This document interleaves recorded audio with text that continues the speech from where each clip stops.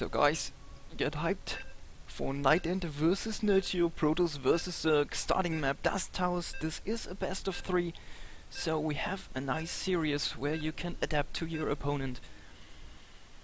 We're gonna see how both players are gonna duke this one out, and who will come up on top.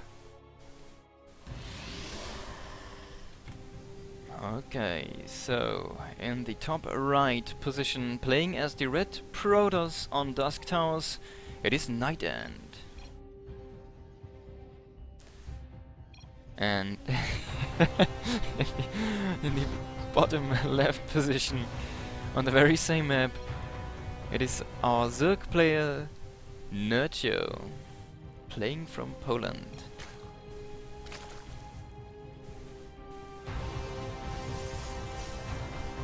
So, players having a very friendly conversation over there.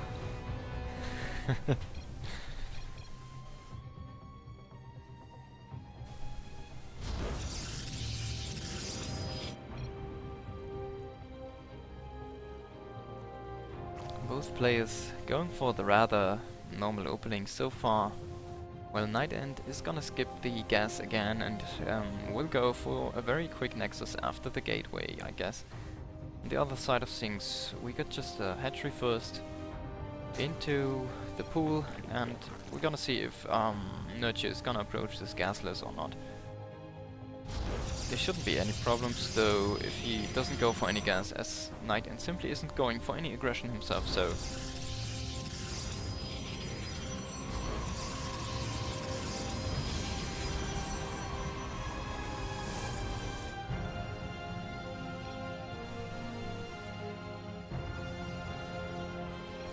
NightEnD now confirming that there is no gas in fact, and he will be able to scout the third base of his opponent as well in the pocket naturally, so he knows what he is up against.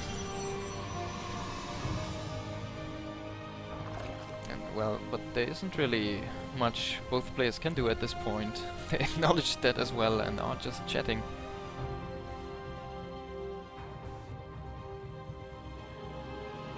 As they set up their infrastructure and their tech routes.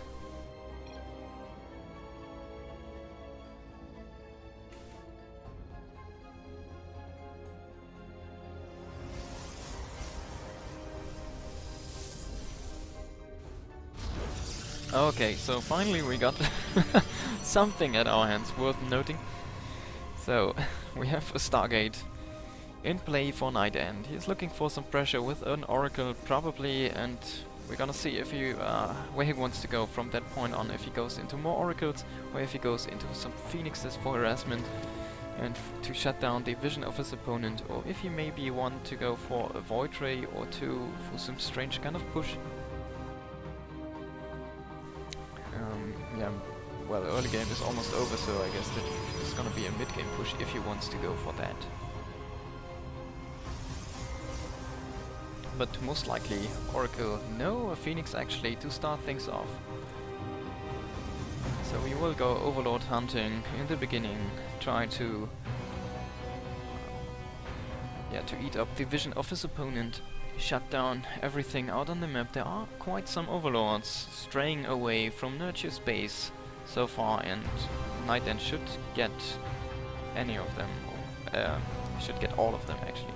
Shouldn't get anyone away from his Phoenixes.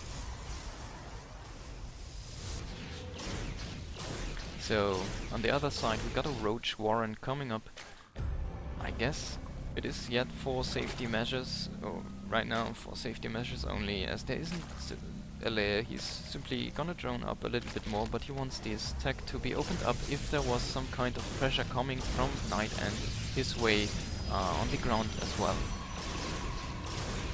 You kind of have to get a Roach Warren if you don't want to commit too heavy to links, simply versus the Adepts. Right now there are just the 2 links without speed, so he definitely is not gonna commit to links whatsoever.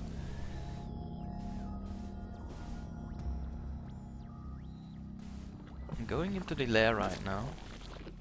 And I like this one, getting burrow, so maybe he will be going for some burrowed roach play. We're gonna see though where he wants to take this burrow. If it's just for defenses, I doubt this actually. Shutting down some of the drones, but being pushed out rather quickly with the queens. Going into his third base himself now, so both players approaching this very, very slowly, just harassing very lightly or slightly with a few units. Well, the vision shutdown from NightEnD for Nerchio is very nice though. With all the phoenixes, he did get all the overlords out on the open field, so there isn't really. If you look at the vision, of the division of Nerchio, you can see he just sees the edges of his creep, and that's about it. So very nice shutdown on the vision. This can be very good if he wants to go for some timing attack, and he is going into quite the amount of gates right now. Well, I guess he has to get them anyways. He's going for, two robotics and the charge. There is gonna be a Templar Archives behind this very soon, so the strategy he went for so far in the other games as well is gonna be charge lot, Archon Immortal most likely, and then try to hit before his opponent goes for lurkers. But Nerchio has this very good start with the economy and is already going into the lurker den, so the timing isn't gonna be there for NightEnD. Nerchio is gonna have lurkers when the attack of NightEnD will hit, so there is no advantage for him at that point.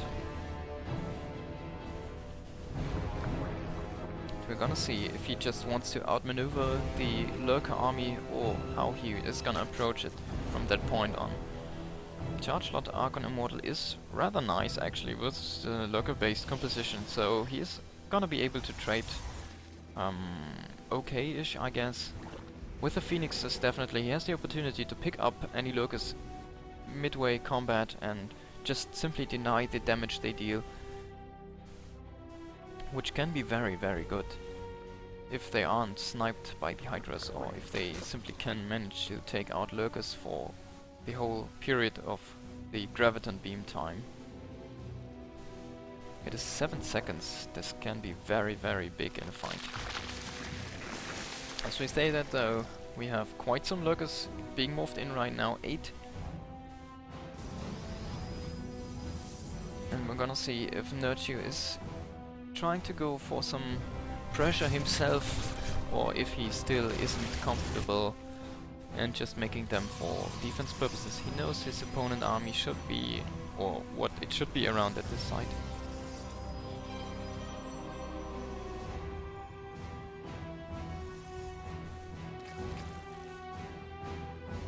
So Phoenix is just posturing around, hovering over, just trying to get any stray overlord they can get.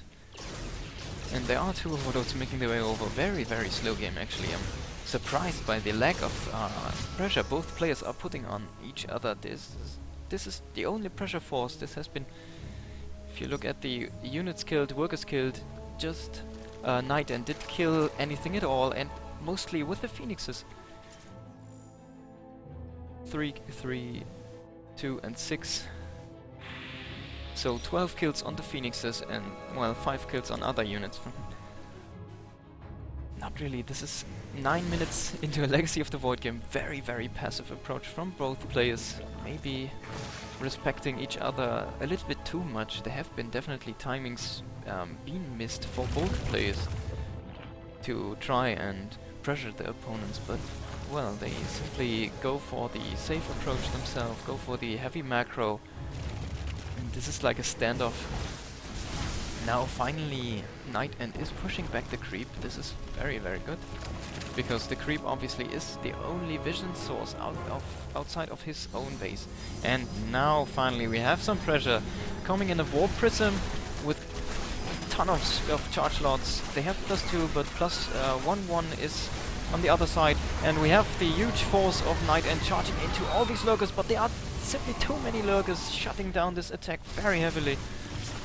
And these zealots are being shut down as well. A few make it out, but so far he didn't really get what he was looking for. He tried to go for some economy or tried to snipe any tech building he could get, but he didn't really. He just traded out with army, and he did actually lose quite a chunk of his army to the lurkers. So I guess this trade was better for Nerchio, who has the bigger army supply now and has the opportunity to do something with that.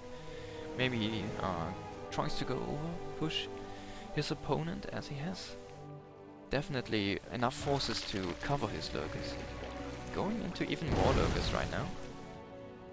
So the air defense is plummeting for him. With his army, he just has the spores and some queens. And one Hydralisk, the lone Hydra. Going for some run by now though, very nicely. He has an overseer in his opponent's base, so he knows what's up. And NightEnD is gonna deny this 5th base, but the run-by is commencing, going in, and just the whole position is gonna kill so many workers over here at NightEnd's base. But he's gonna lose all of the links, so... well... a rather even trade. I would say NightEnD has to reproduce, but he simply has a very nice bank already, so he doesn't have any problem. There isn't really any follow-up from Nerchio at this point, so he doesn't really capitalize on this. But as I say that, the Nidus Worm comes in at the back. Very nice late game Nidus Worm. NightEnD though pushing himself into this position he shouldn't really do. There are so many lurkers you can push into. Oh my god, NightEnD, you're gonna get wrecked. He's trading out very nice so far, and somehow, some way he actually manages to break this position and break the lurkers. How did he do that? Are Immortals that good versus... wow, Immortal Archon, I guess the way to go versus lurkers. I actually didn't expect him to do that. Wow, that well in that battle. Very nice execution from the battle for NightEnD, and he is killing this with a few zealots swapped in. There have been no units from Nerchio over at that location, so as Nerchio is trying to defend desperately versus the remaining forces of NightEnD, but as there are reinforcements streaming in from the top, from his war prison, simply GG, and Nerchio, well, will lose the first map versus NightEnD. Very well played out from NightEnD.